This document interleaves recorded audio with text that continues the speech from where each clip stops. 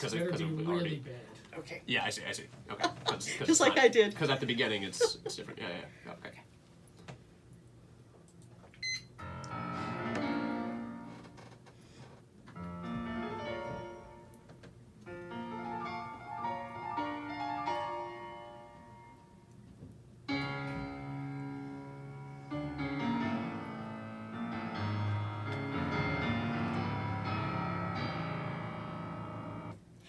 This is Pamela Kuhn, and the curtain is up on Center Stage, the show about the arts and the artists behind their work.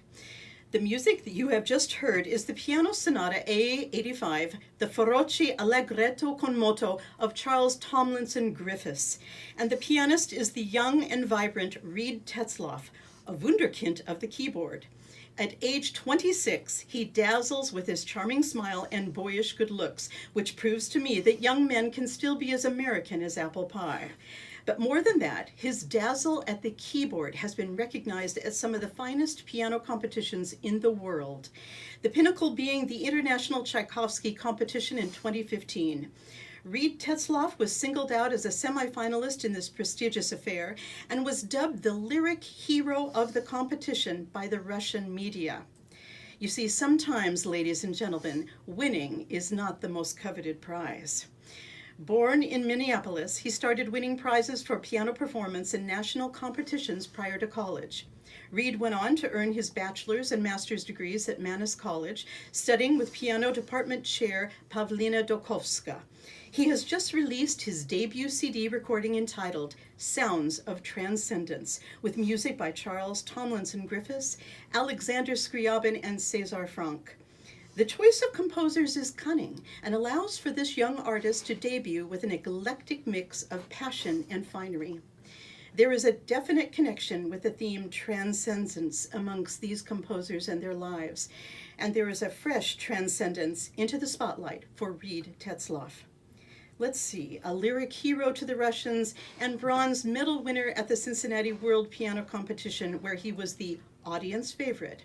I feel a theme developing here, one in which Reed Tetzloff is proving that his playing is only one aspect of his talent.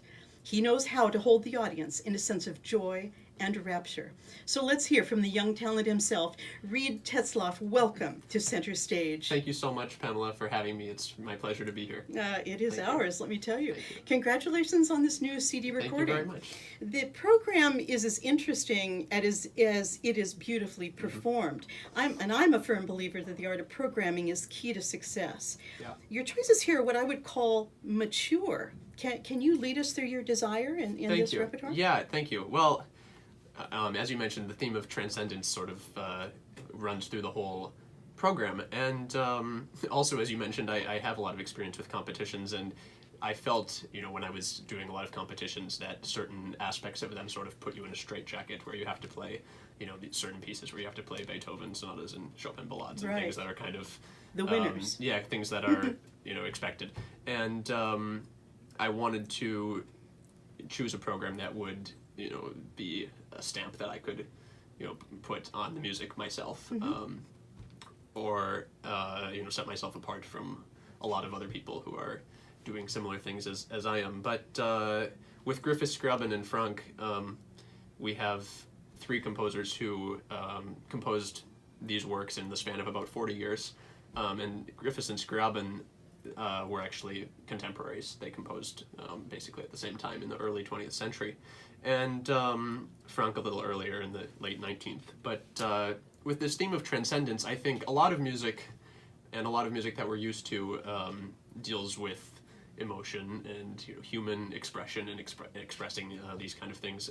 But with this theme of transcendence, as I see it, the music goes a step further, or a step in another direction, where not only does it express mystical and spiritual ideas and truths, but also in many cases I think it calls to life our subconscious mind.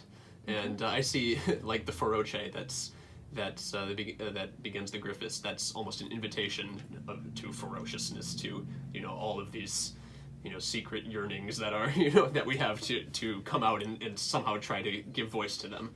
And the same with Scriabin. And then Franck comes at it from this very devoutly Catholic and Right. religious perspective, and that kind of draws the whole thing together at the end. From like the organist coming Right. to piano Exactly. and something Yeah. so profound. Yeah, yeah. So Scriabin Yeah. was constantly searching for transcendence Yes. and transformation, and he was a self-proclaimed mystic. Yeah. And actually felt that he was going to find God through his own writings, whether it was music or poetry, sure.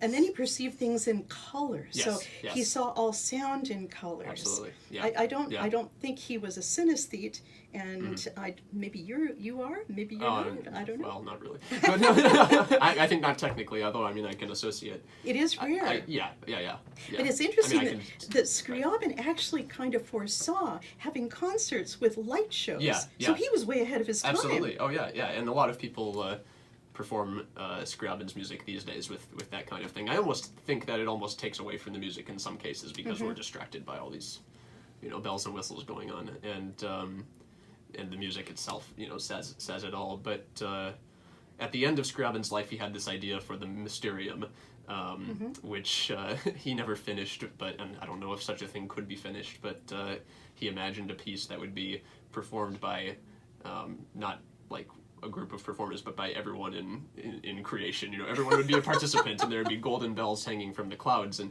there would be processions, and he was basically God. yeah, and he would, and it would usher in this new age where the Earth would recognize him as their god. Yeah, and the funny thing is, when I was in Moscow, actually for the Tchaikovsky competition, I went to Scriabin's home, which is now a museum, and I got to play through the Seventh Sonata on his piano, which was Really? that was quite a bit of fun. Yeah. And my gosh. yeah, it's an extraordinary piano. Actually, it's an old Bechstein, and Bechstein. but anyway, I saw he has a writing desk, and the house is basically preserved as much as possible in the way that he left it, and you see the bed where he died, and it's just made up. Just where it was. But anyway, on his writing desk, there's a score of the Mysterium, and you see how he was actually trying to write this piece somehow, and yeah, it was very interesting. But, That is wonderful. Yeah. So you mentioned Moscow. Let's talk Yeah. a little bit about the Tchaikovsky competition. Sure, yeah. This is interesting to me because I deal with so many young up-and-coming musicians. Yeah. This is a very prestigious competition, the Tchaikovsky, and you did so well, but being an audience favorite as you were, yeah, and one can see that. You're adorable, you're cute, and you play so beautifully. What was the experience like? Because it takes so much concentration to get through the various rounds of a competition like this. Oh yeah, absolutely. No, it was a very unique experience, especially in terms of the competitions that I've done. Just the attention that was, the attention from the media. There was a camera backstage. There was a camera all the time where, there were people that knocked on your door when you're practicing. Like, can I take a short video of you? I was like, fine. You were really okay with that? Yeah, it was okay. Yeah, I just embraced it at the time, sure. Because when are you going to get these kind of opportunities in life? It's fun. Exactly. But also, the other amazing part of it was being in the Moscow Conservatory and being immersed in that history, and I keep going back to Scriabin for some reason, but I played. It's easy to do. Yeah, that's right. Yeah, you can't get away from him. Yeah, but the first round that I played was actually an audition round. They had invited about 60 people to Moscow, and then I believe they chose 36 or something to advance to the real competition. But they had this audition round, which was in the smaller hall, and I knew that Scriabin had performed there. I think he'd probably played exams there and this kind of thing. And I played the Seventh Sonata in that round, and the feeling of being in the space where he was, and where he had played, and in this room where the sounds of his playing had echoed through those walls, and now 100 years later I'm there. That was amazing. I can imagine, yeah. but not overpowering to you. Well, no, almost, actually, in that case. But for that music, you almost need something like that, because it just really pushed me to let go and kind of let it soar. Yeah. I love Yeah. that. Oh, read Tetzloff. Let's hear a little of your Scriabin. Sure. This is the Valse in A flat major, Opus 38.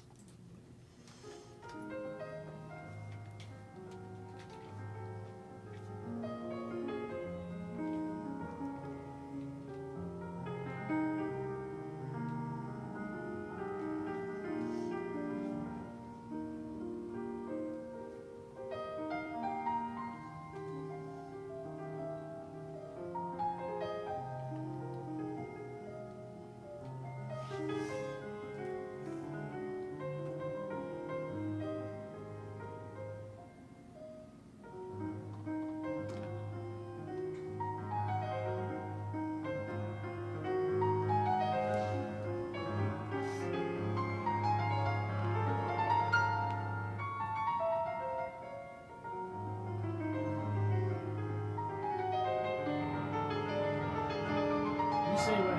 Okay. Hold on.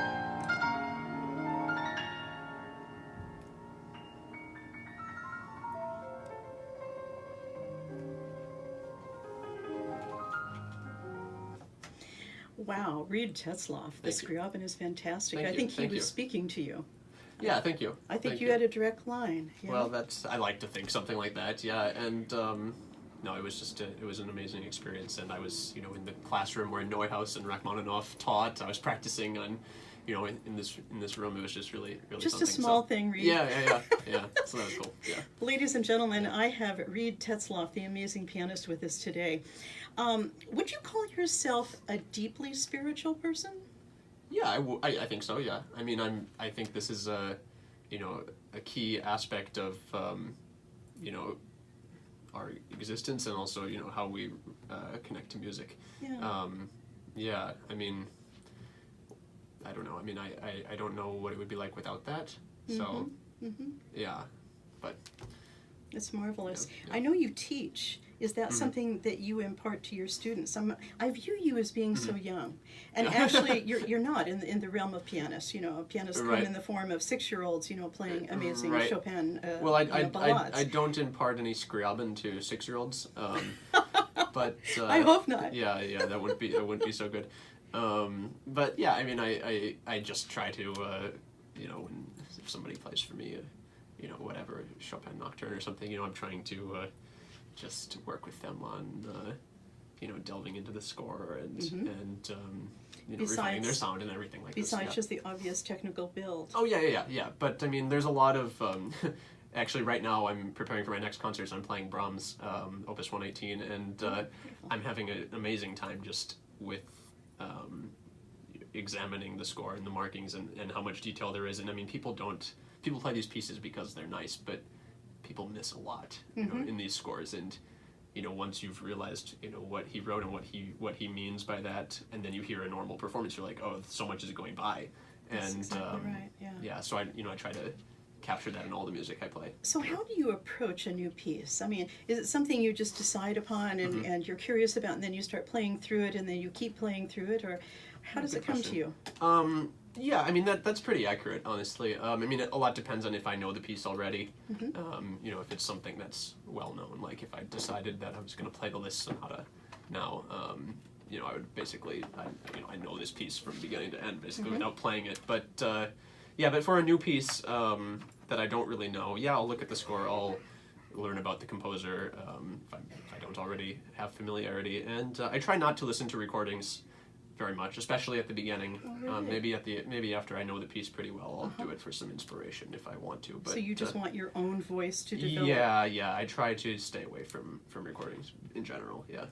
So why the Griffiths? Why did you go to the composer, the question, yeah. American composer Griffiths, who's often called an American impressionist, even though that's not really quite the story, is it? Yeah. Some of his earlier works can be kind of put into the impressionist box, although I don't know. I mean, even Debussy didn't like that word.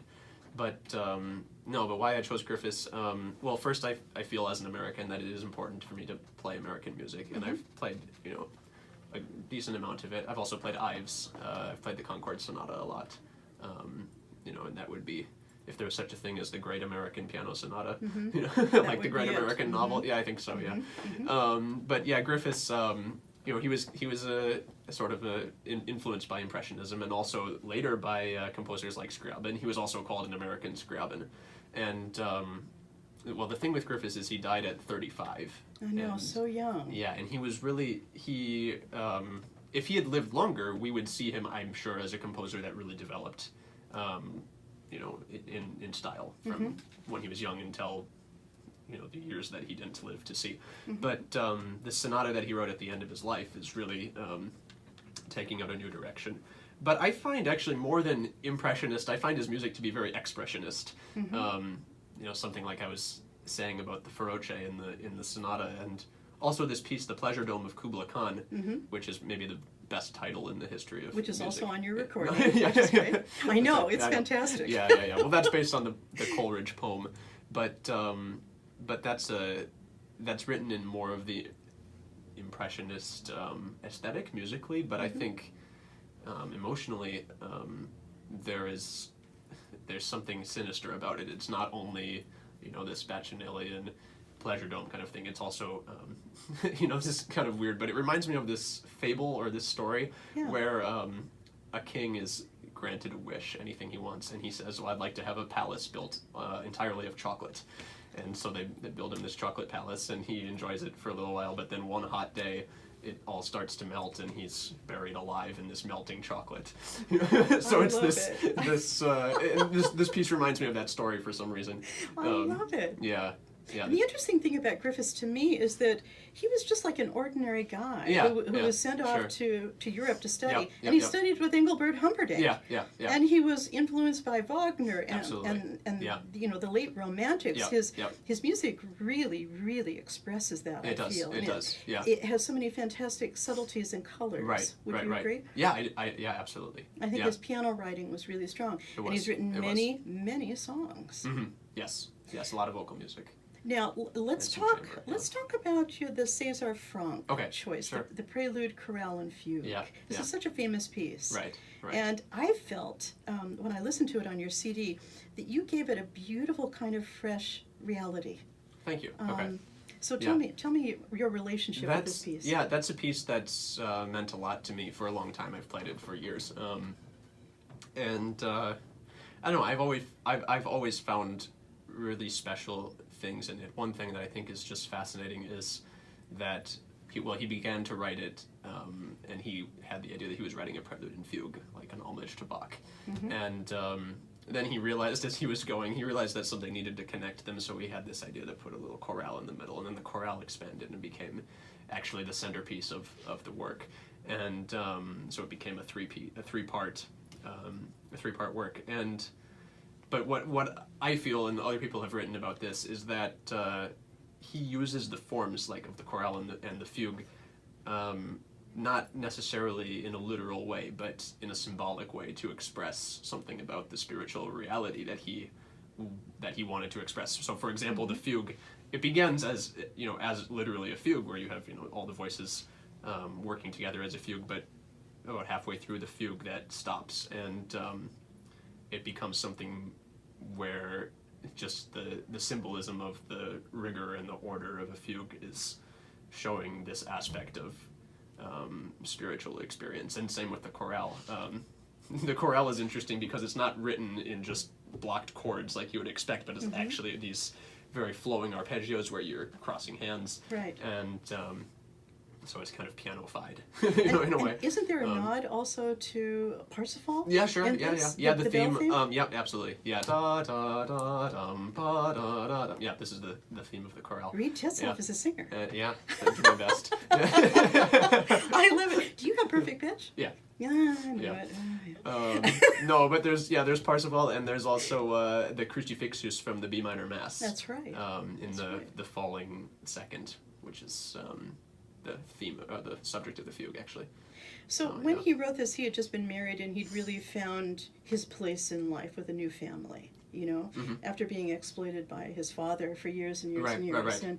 And do you feel that he was really talking about the transformative power of the time, periods in your life, do you think, as he was referring maybe with the appoggiatura theme about Christ and the reference to the Bach B minor That's Mass? interesting. I don't actually, I think it might be a little later after his marriage, because he wrote this when he was about 60. It was in the last decade of his life. He died at 68 or 67. And, Franck had, as you said, he had been exploited by his father, and he was a prodigy and all that. And he had some compositions from that time, but they're not really played. They're not, great pieces, honestly. But although there are some hints of what he would do later.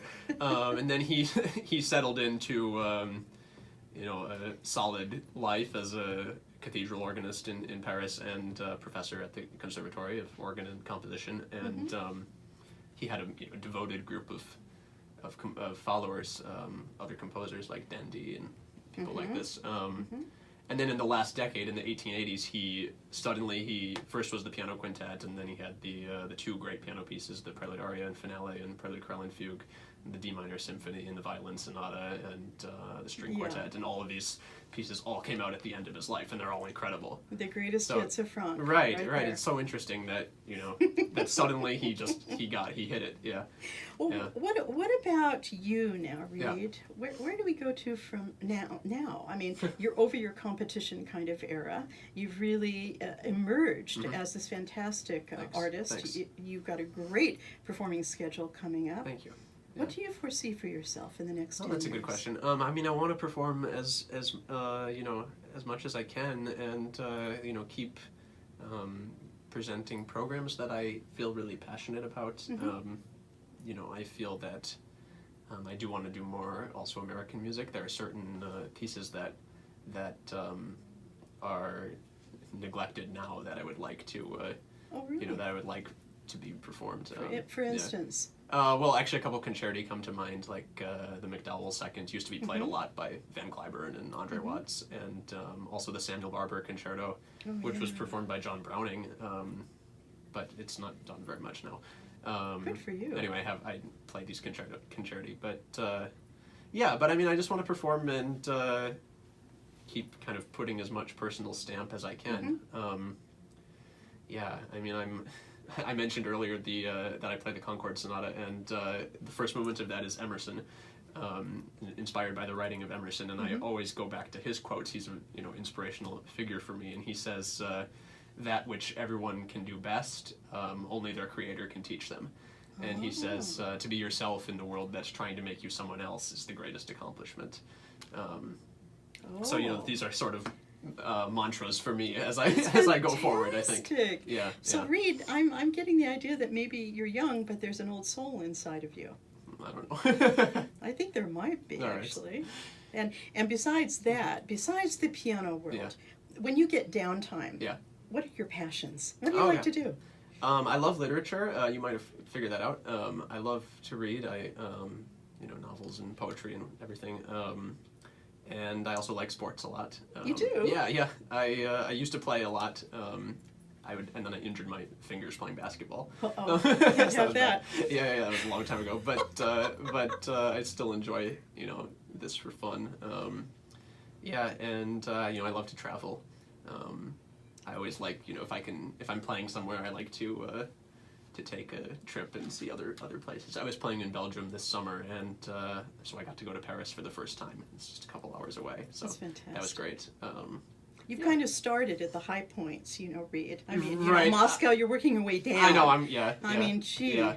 look at you. Right. So, when are you doing the Brahms, 118? When is that That's coming out? in 3 weeks from now, September 15th. Yeah, and then on the program I also have the Chopin B-flat minor sonata and the Scriabin Fifth. So not on the CD, but another Scriabin. Yeah. Interesting. Yeah. Okay, Scriabin is sitting on your shoulder right now. This is great. Yeah, he's kind of always on my shoulder, actually. But And then I feel, then you have an upcoming concert back at your old alma mater at Mannes College. That's at Mannes, yeah. On September 20th? Yeah, yep. Tell us about And that. that's going to be a presentation of the Concord Sonata. I'm going to speak about it and play it, and there may be some little surprises involved. We'll see. Related to the whole world of Charles Ives. Oh, wow. But yeah, it's called Invader of the Unknown, Charles Ives and the Concord Sonata. And this was a phrase that he coined for. Really? So I want to invade the unknown. Only Ives It's would like do the that. it's like the transcendence, It's the same idea. Yeah. So what is transcendence for you, Reed? Oh well, that's a good question. I mean, for me, I mean, I know it's different for everyone on Earth, actually, but just. I mean, it's a hard question to answer. It's a very hard question. But I mean, honestly, like I'm a Christian myself, and but I wouldn't apply Christianity to Scriabin. That doesn't make any sense, He might have thought so. He might, he might have, like thought that he was, part of that or whatever. But no, I mean, I think to be faithful to the music, you have to, you have to understand, and in a way, it's almost more meaningful to, immerse yourself in what, what the composer felt and believed, and to just find your meaning in that, rather than imposing, what it is to me on it. I mean, it doesn't really, it doesn't matter what it is to me It's in a where way. you are at the moment. And it will change, I'm sure, as time goes on. So that's why I hesitate to answer the question, because we'll ask that in another 15 years. Yeah. It'll be a different answer for sure. Yeah. I have to ask you one important question. Yeah. What is the one word that sums you up? Read Tetzloff. The one word that sums me up? Whatever comes to your mind. Yeah. I don't know. I'm sincere, and that's one word. But I try to approach everything with honesty and with passion, of course. But, I could have said that you were going to say that. Okay. You come across in your playing with such a beautiful sincerity. Thank you. And with such delicious passion. Thank you. So the world is going to be looking forward to Read Tetzloff. Thank you so much. Read Tetzloff will be performing September 15th in Rochester, Minnesota, and September 20th at the Stiefel Concert Hall at Mannes Conservatory in New York City. I'm going to invite you all, please, to go to readtetzloff.com for more information about his many upcoming performances.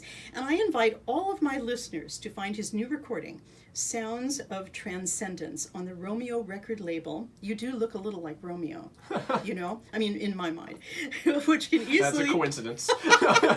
which can easily be found on Amazon, The Sounds of Transcendence. Discover this new performer who possesses a sincere heart and mighty pianistic technique. Thank you, Reed, for being on Center Stage. Thank you so much. And folks, if you'd like, please visit my website at centerstagewithpamelakuhn.com for more podcast interviews. I would really like to go out, Reed, with a little bit of the prelude from the Prelude Chorale and Fugue Absolutely. from César Franck. Great. This is Pamela Kuhn, and the curtain is now down on Center Stage.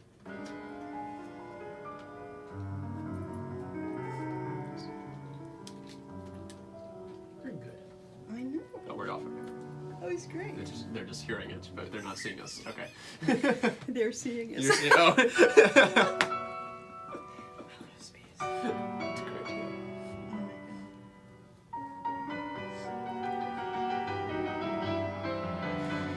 I think there is an interesting kind of sense of a transcendence, I guess, is one word. Yeah. But transformation is another, about when it comes to anything to do with the J.S. Bach Right. passions. Yeah. And because this has that motive of the sigh, the longing. Everything comes out of that, And that's what I hear in the prelude here. Right. That immediate kind of cry.